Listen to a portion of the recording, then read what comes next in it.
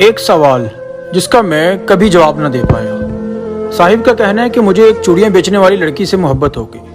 ہم کبھی کبھار ملا کرتے تھے، لیکن مجھے اس کی عادت بہت اچھی لگتی تھی کہ وہ جب بھی کہیں جاتی تو میرے لیے کوئی نہ کوئی تحفہ ضرور لے کے آتی تھی۔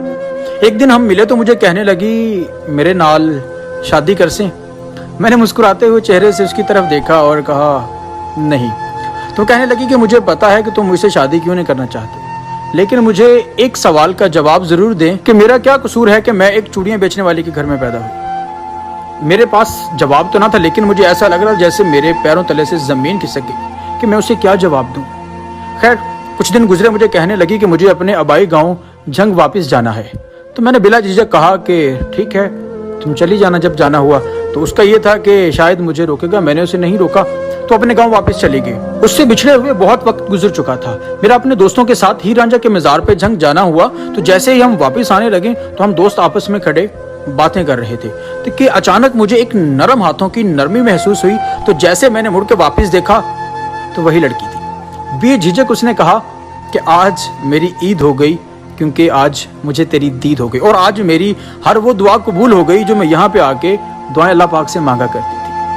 اس کی سہیلیوں کے کہنے پہ مجھے پتا چلا کہ یہاں پہ آ کے ہر روز یہی دعا کیا کرتی تھی کہ یا اللہ مجھے اس کا دیدار کروا دے، مجھے اس کا دیدار کروا دے۔ اور وہ اتنی بے تحاشا خوش تھی کہ جیسے اس کی خوشی کا کوئی ٹھکانہ نہیں تھا۔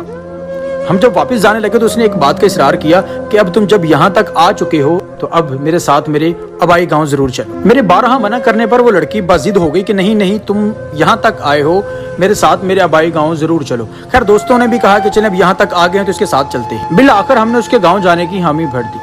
جب ہم نے حامی بھری تو اس نے پیار بھری نگاہوں سے میری آنکھوں میں آنکھیں ڈال کر ایک سوال کیا کہ مجھے آج تو اس بات کا جواب دے دے کہ اس میں میرا کیا قصور ہے کہ میں ایک چوڑیاں بیچنے والے کے گھر میں پیدا ہوئی۔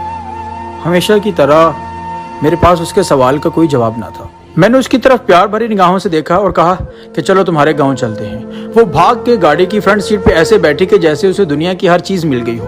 ہم جب اس کے آبائی گاؤں میں پہنچے تو اس نے اپنی سہیلیوں کو مزید اکٹھا کر لیا اور اس کی اماں کہنے لگی بیٹا یہ اللہ سے بھی پہلے تیرے نام کی تسبیح پڑھتی ہے۔ میرے پاؤں جس طرح کے لڑکھڑا گئے ہوں کہ یا اللہ میں تیرا گناہ گار تو نہیں ہو گیا کہ کوئی ایسا بندہ بھی ہے تو اس سے پہلے جو میرا نام لیتا ہے۔ خیر اس نے ہمارے لیے ایک بہت ہی لذیذ سا کھانا تیار کیا۔ ہم نے کھانا کھایا۔ کھانا کھا کے جب ہم واپس نکلنے لگے تو اس نے اصرار کیا کہ کچھ دن رک جاؤ۔ خیر ہم رک نہیں سکتے تھے، ہمارے پیچھے کے بہت زیادہ کام تھے، لیکن جب ہم واپس نکلنے لگے تو اس نے پھر سے ایک سوال کیا کہ اب جا تو رہے ہو، مجھے ایک سوال کا جواب دے دو کہ اس میں میرا کیا قصور ہے کہ میں ایک چوڑیاں بیچنے والے کے گھر میں پیدا ہوئی۔ اور یہ بندہ کیا جواب دیتا جو اس کے بارہا پوچھنے پر اسے کوئی جواب نہ دے سکا تھا۔ بالآخر میں واپس آ گیا۔ کچھ وقت گزرا تو مجھے اس کی کمی محسوس ہونے لگی۔ مجھے اس کی یاد آئی تو میں اس کے گاؤں جھنگ چلا گیا۔ جب وہاں پہنچا تو مجھے کہیں دیکھنے پر وہ ملی نہیں۔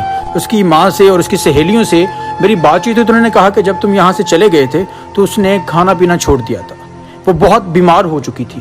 بالآخر ایک دن ایسا آیا کہ وہ اس دنیا سے چلی گئی، لیکن وہ جاتے جاتے ایک سوال چھوڑ گئی کہ جب وہ آئے تو اسے ایک سوال ضرور کرنا کہ اس میں میرا کیا قصور تھا کہ میں ایک چوڑیاں بیچنے والے کے گھر میں پیدا ہوئی۔